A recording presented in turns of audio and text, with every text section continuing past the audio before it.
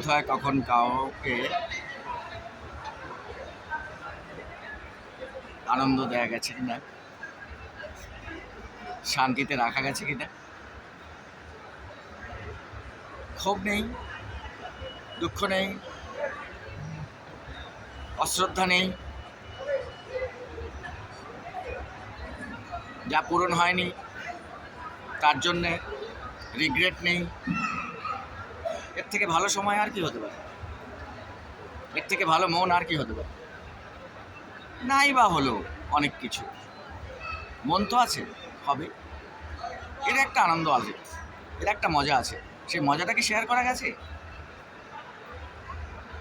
আজ ভালো নেই, কাল ভালো হবে, এই আশায় কাজ করা, এই আশায় চেষ্টা করা।